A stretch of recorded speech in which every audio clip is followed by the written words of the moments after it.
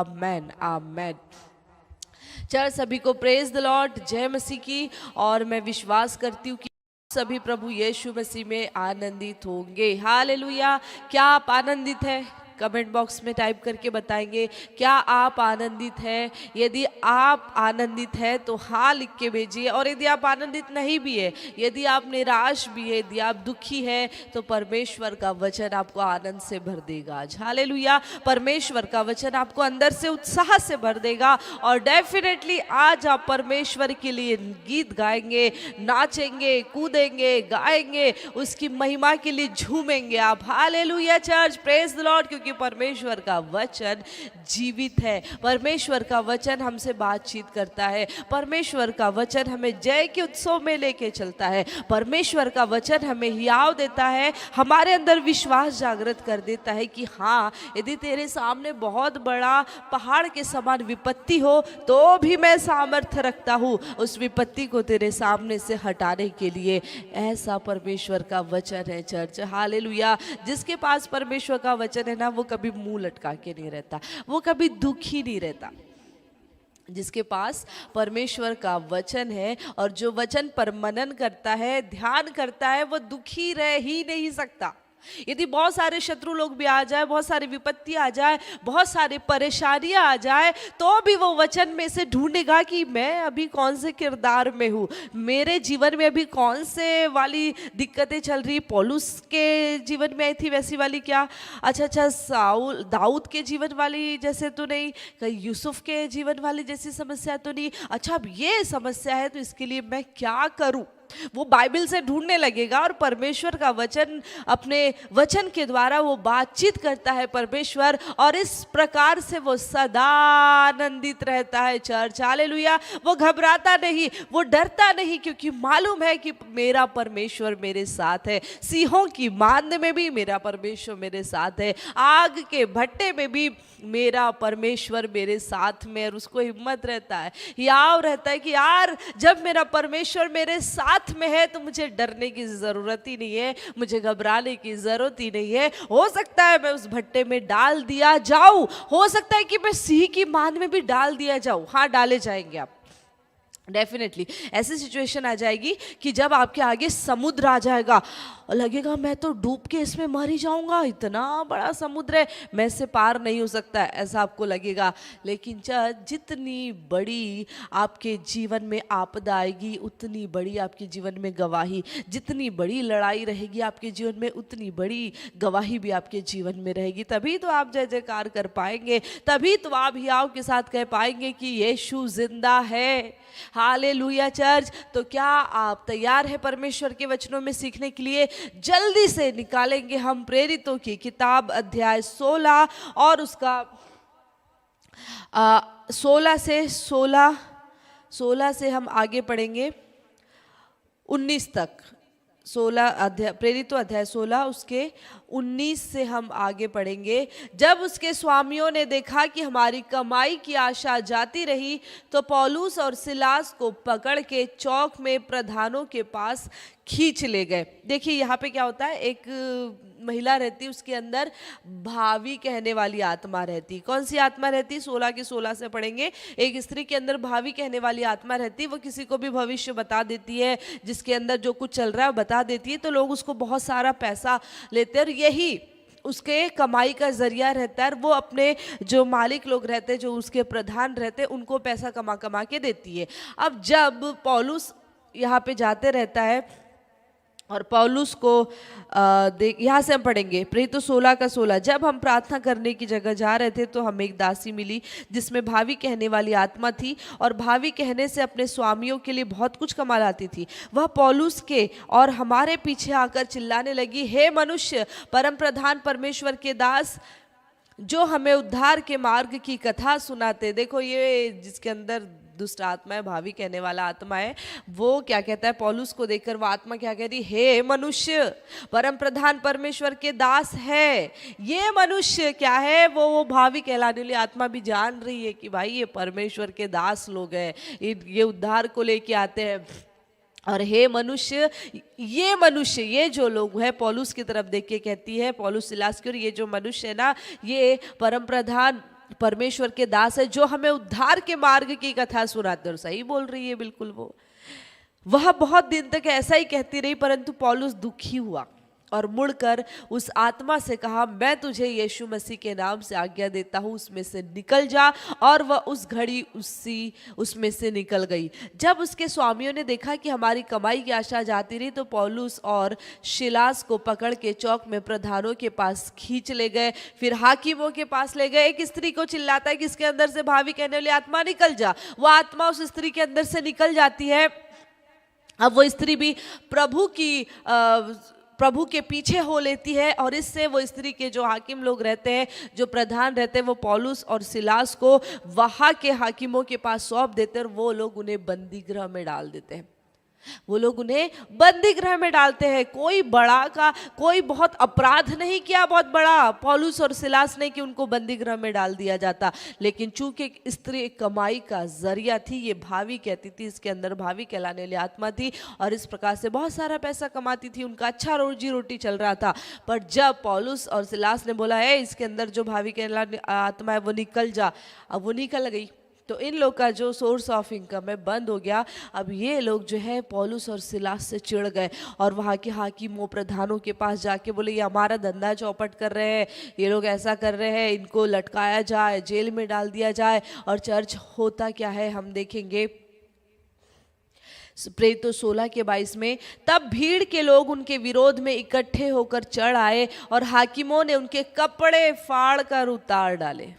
Insult किए, पौलुस और सिलास के कपड़े फाड़ कर उतार डाले, और उन्हें बेत मारने की आज्ञा दी। बहुत बेत लगवा कर उन्होंने उन्हें बंदीगृह में डाल दिया, और दरोगा को आज्ञा दी कि उन्हें चौकसी से रखे। उसने ऐसी आज्ञा पाकर उन्हें भीतर की कोठरी में रखा, और उनके पांव काठ में ठोक दिए। पौलुस और सिलास निर्दोष, बेकसूर, बेगुनाह उद्धार की बातें कर रहे हैं, लोगों को दुष्ट आत्मा से छुटकारा दे रहे हैं। उन्हें ऐसी सजा, जो उन्होंने कोई अपराध ही नहीं किया, उसकी सजा उन्हें ये मिली चर्च कि उनके कपड़े फाड़े गए, उन्हें चौक में चौराहे पर सबके सामने बेइज्जत किया गया, क्योंकि वो परमेश्वर के नाम का प्रचार कर रहे थे। उनके कपड़े फाड़े, उन्हें बेतें लगवाई गई, उन्हें मारा गया बेतों से। पहले बहुत बेतों से मारते थे। हमने इतिहास में भी पढ़ा है कि जब अंग्रेजों का भी शासन था, तब कैसे वो भारतीयों पर बेत लगाते थे, मारते थे। और हम देखते थे चंद्रशेखर आज़ाद, इन लोग को भी कैसे उन लोग बेत से मारते थे। हम लोग ने पढ़ा है ये सब चीज़ें। और चर्च पहले के टाइम पे बहुत मारते थे, बहुत कुछ। आप बस आपने किसी ने सौंप दिया हाकिमों के पास में, बोल दिया ये ऐसा कर रहा था, मतलब हाँ वो गुनाही कर रहा था, उसको बेते मार रहे, पूरे कपड़े उनको फाड़ रहे हैं, बेते मार रहे, फिर उनको एक कोठरी में ले जा रहे। और सबसे दर्दनाक बात उनके साथ जो घटित हो रही है वो ये कि उनके पाँव को काठ में ठोक दिया जा रहा है। काठ में कैसे ठोकते हैं चर्च? यदि ये लिखा होता कि काठ से बांध दिया तो अपन समझ सकते हैं कि ठीक है, यदि उनके पैरों को काठ से बांध दिया गया, लकड़ी से बांध दिया गया, तो ज़्यादा तकलीफ नहीं होती। लेकिन लकड़ी में पैरों को ठोक देना, अर्थात कीले से वो ठोके होंगे पैरों को। किससे ठोके होंगे? कीले से ठोके होंगे। और ये चुपचाप है, ये कुछ नहीं बोल रहे, इनका सिर्फ इतना कसूर है कि ये परमेश्वर के उद्धार की बातें बता रहे हैं। और एक महिला के अंदर से उन्होंने उस स्पिरिट को निकाला जो भावी कहलाने वाली थी। इस बात के लिए उनको जलील किया गया, और उनको उनके पैरों को कीले से लकड़ी में ठोक दिया गया। वो एक काल कोठरी में बंद है। ऐसी हालत में वो कोस नहीं रहे परमेश्वर को। ऐसी हालत में वो ये नहीं बोल रहे कि प्रभु हम तो तेरे लिए, तेरे काम कर रहे, तेरे राज्य के लिए काम कर रहे, फिर इतनी तकलीफें क्यों? कई लोग तो विश्वास से पीछे हट जाते हैं। प्रभु इतने साल से आ रहे चर्च, इतने साल के, फिर भी हमारे साथ में कुछ अच्छा क्यों नहीं हो रहा है? प्रभु इतने साल से जा रहे हैं, हमें नौकरी क्यों नहीं लग रही है? हमें जीवन साथी क्यों नहीं मिल रहा है? बहुत सारे नाना प्रकार के सवाल आते हैं और हम लोग पीछे हट जाते हैं। लेकिन यहाँ पे इतना बड़ा दुख, दर्द कि कीलों के घाव हो जा रहे हैं इनके पैरों में। इनको ये, इनके ऊपर वस्त्र नहीं है, इनके शरीर में इनके शरीर में वस्त्र नहीं, और पता नहीं मौसम उस समय वो कैसा होगा, हो सकता है बहुत जाड़े का समय होगा, उनको ठंड भी लग रही होगी। और इस हालत में वो काल कोठरी में बंद है, और चर्च काल कोठरी में बंद है, इतनी यातनाएं भी सह रहे हैं, पूरी परिस्थितियां विपरीत है, लेकिन एक शब्द परमेश्वर के खिलाफ में इनके मुंह से निकलता हुआ हम नहीं देख पा रहे, पर उसका विपरीत ही कर रहे हैं अपने जीवन में। हम क्या कर रहे हैं देखेंगे। प्रेरितों 16 का 25, आधी रात के लगभग पौलुस और सिलास प्रार्थना करते हुए परमेश्वर के भजन गा रहे थे और कैदी उनकी सुन रहे थे। हालेलुया। आधी रात के लगभग दर्द हो रहा होगा, कीले से पैर ठुके हुए लकड़ी में, बहुत तकलीफ हो रही होगी, खून निकल रहा होगा, थोड़ा सा पैर इधर उधर होने की कोशिश कर रहे होंगे तो बहुत तकलीफ हो रही होगी, करहा रहे होंगे, हो सकता है वो रो भी रहे होंगे, उनके उन दर्द के मारे, उस कराहट के मारे उनकी आंखों से आंसू निकल रहा होगा, वो बहुत पीड़ा में होंगे। यदि आपको एक कांटा चुभ जाता है तो कितना तकलीफ होता है। इन्हें तो जीवित अवस्था में उस कीलों से उनके पैरों को काट पे ठोक दिया गया, वो तकलीफ में होंगे, रो भी रहे होंगे, दर्द के मारे पीड़ा सहन कर रहे होंगे, लेकिन ऐसी हालत में उन्होंने अपने दर्द की तरफ ध्यान नहीं दिया चर्च, उन्होंने उस मुसीबत की तरफ ध्यान नहीं दिया। पर आधी रात के लगभग वो लोग प्रार्थना कर रहे हैं और परमेश्वर के भजन गा रहे हैं, परमेश्वर के गीत गा रहे हैं। इस तकलीफ के बीच में, मुसीबत के बीच में, विपत्ति के बीच में, बवंडर के बीच में वो परमेश्वर की आराधना कर रहे हैं, वो भजन गा रहे हैं और कैदी उनकी सुन रहे थे। हालेलुया। बाकी लोग बोल रहे जैसे ये भजन गा रहे सबकी नींदें खुल गई होगी, क्योंकि आधी रात का समय है, सोने का समय है। अब जैसे ये भजन गा रहेंगे, भज पावन प्रभु यीशु नाम, यीशु नाम, जय यीशु नाम, बोलेंगे कौन है, कौन है, कहां से आवाज आ रही है, कहां से भजन गा रहे हैं, और सब के सब कैदी उठ पड़े, क्योंकि पहले ऐसा माहौल कभी नहीं देखा उन्होंने कि कोई बंदी गृह में गाना गा रहा हो।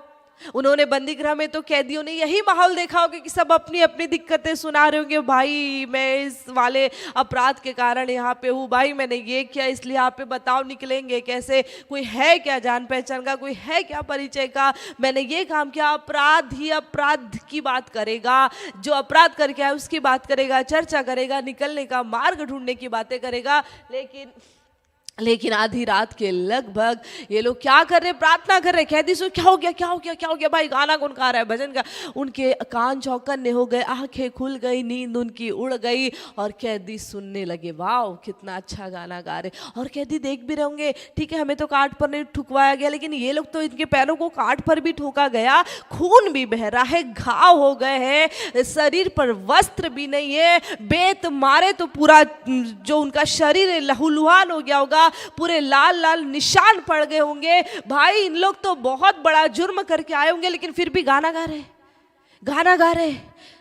कोई देवता ही है ये लोग कोई सचमुच में ये देवता है, सचमुच में भगवान, ऐसा उनके मुंह से सोच से निकल रहा होगा। और हुआ क्या परिणाम कि जब पौलुस और सिलास आधी रात के लगभग भी प्रार्थना करते हुए भजन गा रहे हैं, वाह उसकी महिमा कर रहे चर्च, एकाएक एक बड़ा भूकंप आया, यहाँ तक कि बंदी गृह की नींव हिल गई।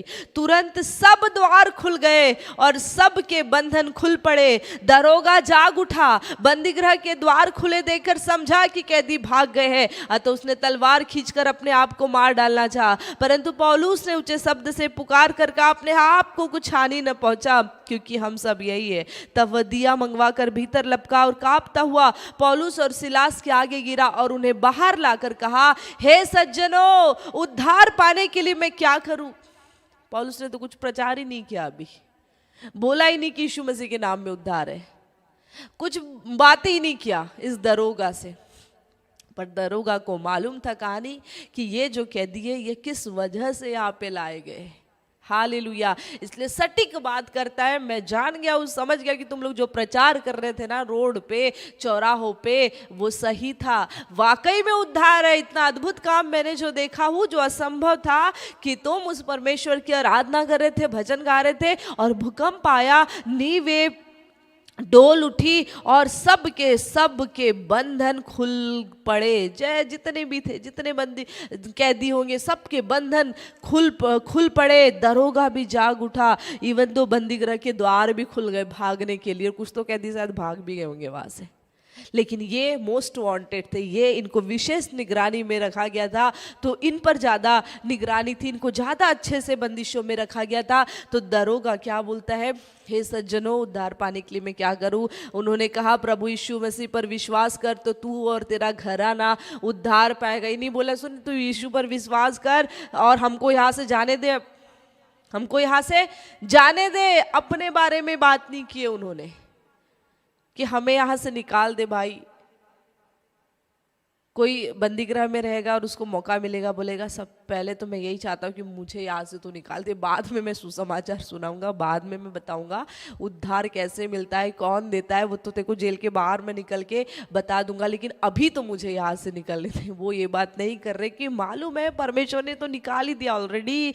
बंधन खुल पड़े, दरवाजा खुल गया, गेट खुल गया, सारे बंधन टूट पड़े। चर्च, जब हम आराधना करते सारे बंधन टूट जाते। जब उसके नाम के भजन गाते हैं सारी दीवारें ढा दी जाती है अपने आप यीशु मसीह के नाम में। यहाँ पे ऐसे ही हुआ, लेकिन फिर भी ये बोलता है कि तू यीशु मसीह पर विश्वास कर तो तू क्या पाएगा? तू और तेरा घराना उद्धार पाएगा। यहाँ पर भी ये परमेश्वर का महिमा कर रहे। उन्होंने उसके सारे घराने के लोगों को प्रभु का वचन सुनाया। दरोगा अपने घराने को लेके आ गया, वही उसका क्वार्टर होगा, बगल में रहता होगा अपने परिवार सहित। वो उसने यीशु मसीह का वचन सुना, उद्धार पा लिया, क्योंकि देख रहा था कि कैसा अद्भुत काम हो रहा है। और आगे हम पढ़ेंगे, रात को उसी घड़ी उसने उन्हें ले जाकर उनके घाव धोए। जो खून बह के जम गया होगा वहाँ पे, वो घाव उन्होंने धोए और सब लोगों समेत तुरंत बपतिस्मा लिया। रातों रात, आधी रात में। चर्च, जब आप परमेश्वर के वचन को सुन रहे हैं और जब आपने उस पर विश्वास कर लिया, यदि कोई नया भी व्यक्ति, तुरंत बपतिस्मा लीजिएगा, देर मत करिएगा। जब आपने जान लिया है, मन में यीशु मसीह को उद्धारकर्ता स्वीकार कर लिया है, तो तुरंत बपतिस्मा लीजिए।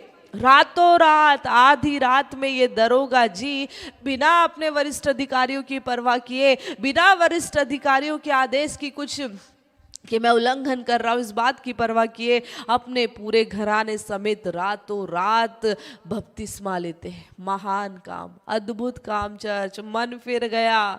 इन्हें बेते खानी पड़ी, इनके वस्त्र चले गए, इन्हें लहूलुहान होना पड़ा, लेकिन इसका परिणाम ये हुआ कि किसी परिवार में उद्धार आ गया, किसी के जीवन में उद्धार आ गया। जब हम परमेश्वर के लिए कुछ सहते हैं चर्च, तो ये व्यर्थ नहीं जाता, वरन किसी के लिए जीवन का कारण बन जाता है, किसी के लिए उद्धार का कारण बन जाता है। जी, आप तकलीफों से गुजर रहे हैं, आप पीड़ाओं से गुजर रहे हैं, ये किसी के लिए उद्धार के मार्ग खोलने जा रहा है। आपकी तकलीफें किसी के जीवन में उद्धार को लेके आ सकती है। आपका ये सहन करना, आपका मसीह के लिए दुख उठाना किसी के लिए जीवन का मार्ग खोल सकता है। हालेलुया। यदि ये बंदी गृह में जाते नहीं, आराधना नहीं करते, भजन नहीं गाते, यहाँ ये चमत्कार नहीं होता, तो दरोगा का जीवन बदल नहीं पाता। हालेलुया। चर्च, परमेश्वर की दृष्टि उस दरोगा पर भी थी। हालेलुया। कहीं ना कहीं दरोगा के अंदर होगा कि हाँ, ये अच्छे लोग हैं, हाँ परमेश्वर में उद्धार है,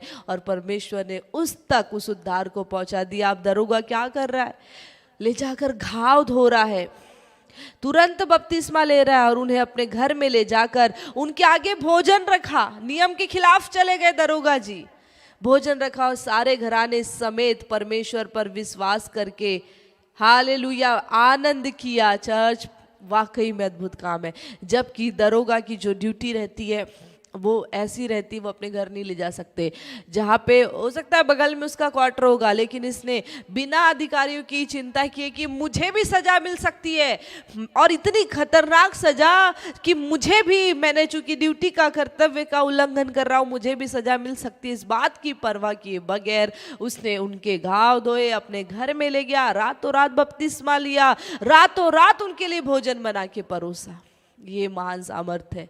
और इधर नीचे जब हम पढ़ते हैं दरोगा का कुछ नहीं होता। इवन दो इन लोग बाहर निकाल दिए जाते हैं, ये रोमी रहते हैं, वहाँ के शासक डर जाते हैं। हालेलुया चर्च, कहने का तात्पर्य ये है कि यदि आप मुसीबत में, यदि आप कोई भी समस्या में, भजन गाइए, उसकी स्तुति करिए, उसकी आराधना करिए। और जब आप आराधना और स्तुति करते हैं तो ये शैतान के गाल पे बहुत बड़ा तमाचा रहता है, बहुत बड़ा तमाचा रहता है। अरे मैंने तो इसको हराने के लिए, मैंने इसको निराश करने के लिए ये सब बातें, ये सब मुसीबतें लाया हूँ, ये तो नाच रहा है, ये तो कूद रहा है, ये तो आराधना कर रहा है, ये तो दाऊद के समान डांस कर रहा है। कैसा है, कैसा है? वो हार जाएगा, शैतान हार जाएगा और परमेश्वर उस खेल को आपके पक्ष में पलट देगा चर्च। हालेलुया। फिर कोई बैरिकेड्स आपको रोक नहीं पाएंगे। ये मोटी मोटी दीवारें, बंदीगृह की दीवारें इन्हें कैद नहीं कर सकी, कोई जंजीरें इन्हें बांध नहीं सकी, वो कीले भी इनका कुछ नहीं बिगाड़ सके, इनके प्राणों की हानि नहीं पहुंचा सके, क्योंकि परमेश्वर के महिमा इनके जीवन में प्रकट हो गई। भजन गाने के द्वारा, आराधना करने के द्वारा, स्तुति करने के द्वारा। पूरी बाइबल में असंख्य उदाहरण है कि लोगों ने परमेश्वर के भजन गाए, उसकी आराधना किए उन्होंने। आगे आगे उन्होंने वर्शिप टीम को भेजा, यरीहो की दीवार ढा दी गई। हर किसी ने विपत्ति के समय में परमेश्वर के नाम के भजन गाए चर्च। और हम देखते हैं कि परमेश्वर युद्ध उनके पक्ष में कर देता है, जीत को उनके पक्ष में कर देता है। और यहाँ पे पूरा दरोगा का परिवार उद्धार पा गया और यहाँ पे उन्हें बाहर भी फिर ये लोग निकल गए और वे बंदीगृह से निकलकर 16:40 में लूदिया के यहाँ गए और भाइयों से भेंट करके उन्हें शांति दी और चले गए। ये नहीं बोले प्रभु कीले हैं पैर में, कीले क्यों, हम तो तेरे नाम का प्रचार कर रहे थे। नो क्वेश्चन मार्क, कोई क्वेश्चन मार्क नहीं, सिर्फ काम किए जा रहे। चर्च, जो परमेश्वर के प्रेम से भरा हुआ व्यक्ति होता है ना, उसे कोई तकलीफ हरा ही नहीं सकती, कोई बीमारी उसे हरा ही नहीं सकती। इसीलिए पौलुस कहता है, न प्रधानता है, न ताकत, न अंधकार, न प्रकाश, न नंगाई, न गहराई, न ऊंचाई, मुझे कोई भी तेरे प्रेम से अलग नहीं कर सकता। है ना? कोई भी विपत्ति, कोई भी परेशानी, कोई भी तकलीफें, असफलताएं, निराशाएं, तंगी आपको परमेश्वर के प्रेम से अलग नहीं कर सकता।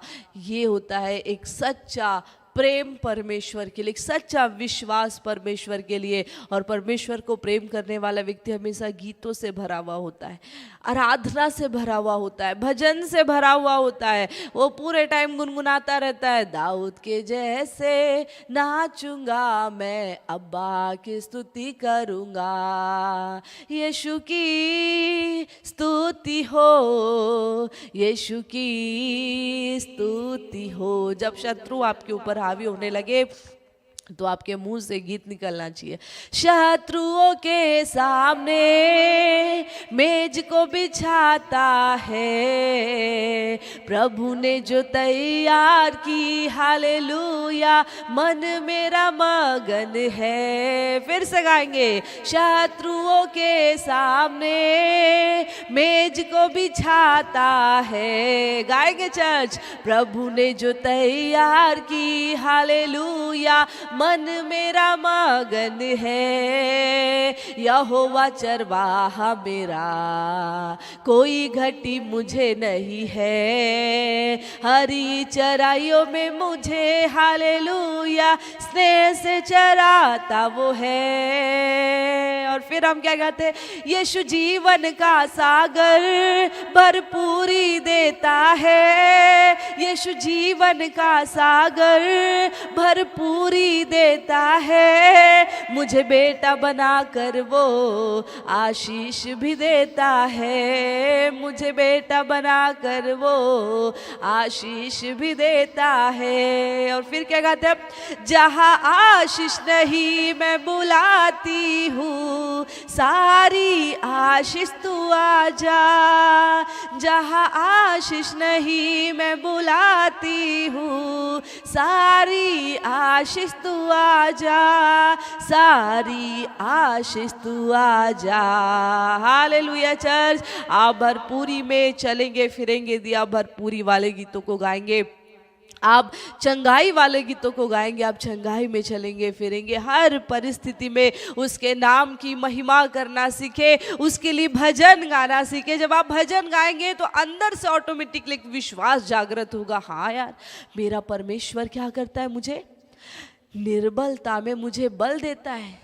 क्या देता है? निर्बलता में बल देता है। जब मैं हारा हुआ महसूस करता हूँ तो बोलता है जय जय मेरी है, जय मेरी है, जय आज मेरी है। मैंने कहा भाग जा शैतान, जय आज मेरी है। छुटकारा मेरा है, छुटकारा मेरा है, छुटकारा आज मेरा है। मैंने कहा भाग जा शैतान, छुटकारा आज मेरा है। हालेलुया। जब आप जय वाले गीतों को गाते, छुटकारे वाले गीतों को गाते, वैसा ही आपके जीवन में होता है। परमेश्वर अपने दूतों को भेजता है आपके हालातों को बदलने के लिए। हालेलुया।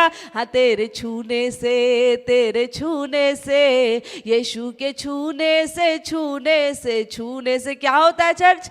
हालात बदल जाते हैं। तो उसके छूने से आपके सारे हालात बदल जाएंगे। वो दलदल से उठा के आपको कहाँ खड़ा करता है? चट्टान पर। घोड़े से उठा के कहाँ खड़ा कर देता है? चट्टान पर। तो क्या आप तैयार है उसके भजनों को गाने के लिए, गुनगुनाने के लिए, झूमने के लिए, नाचने के लिए? तो आज सारे बंधन टूटने जा रहे, सारी जंजीरें खुलने जा रही यीशु मसीह के नाम में, और आप आजाद होने जा रहे हैं। आप यीशु मसीह के नाम में आजाद होने जा रहे हैं। जो बीमार है वो इस समय चंगाई में आने जा रहा है, जो निराश है वो इस समय हियाव में आने जा रहा है, जो तंगी में है वो इस समय भरपूरी में आने जा रहा है। हालेलुया। आइए हम अपनी आंखों को बंद करेंगे, हम प्रार्थना करेंगे। प्रभु धन्यवाद देते, धन्यवाद देते यीशु मसीह के नाम में। ओ शाखठारमा रियादा नमा शेगेडे रियादा रागा दी नमा सेगेडे। पिता पौलुस और सिलास ने आपके भजन गाए और पिता बंदीगृह की नींवें हिल गई, सारे बंधन टूट गए, खुल गए, कैदी आजाद हो गए। मेरे परमेश्वर, आपका हाथ इनके जीवन में आ गया। उसी प्रकार आपके लोग आपके भजन से भर जाए, आपकी महिमा से भर जाए, आपकी आराधना से भर जाए, ताकि हर एक बंधन टूटे, हर एक दुष्ट आत्माएं भागने पाए इनके घरों से, इनके जीवन से। यीशु मसीह के नाम में रोशाला रगदा रीखा थाराबा। प्रभु आराधना से भरिए। रोहाली रिजी के तेरे ब्रो लरंदिनी मिसा खठाराबा। इस समय आपकी महिमा उतरे। रीखा लाराबा सेगेडे हाली रिजी मृगी डीनी मिजा गला राजो ब्रो गदी डिब्रिया खलाराबा। धन्यवाद दे तेरी हाथारा खलाराबा शेगेडे। एक विशेष अनुग्रह करने जा रहे हैं। आपके लोग भजन गा रहे हैं, आपके लोग आपके लिए महिमा कर रहे हैं पिता परमेश्वर, ताकि अपने जीवन में आजादी में चल सके। धन्यवाद देते, आपका विशेष अनुग्रह सबके ऊपर है। धन्यवाद देते पिता, आज का दिन आशीषों से भरा हुआ हो, अद्भुत गवाहियों से भरा हुआ हो। आज के दिन हम आपकी अगुवाई में चलने फिरने पाए। पिता, आप हमसे होकर के, हमारे अंदर से होकर के बातचीत करिए, हमारे अंदर से होकर के अपने कार्यों को प्रकट होने दीजिएगा। धन्यवाद देते यीशु मसीह नासरी के नाम से मांगते, आमेन, आमेन, आमेन। चर्च सभी को प्रेज द लॉर्ड, जय मसीह की। और निश्चय अब आप एक आराधक है, बहुत अच्छे आत्मा और सच्चाई से गाने वाले बन रहे हैं, उसके भजन गाने वाले आप बन गए हैं। हालेलुया। तो परमेश्वर इस वचन के द्वारा आपको आशीष दे और आपको अनुग्रह प्रदान करे।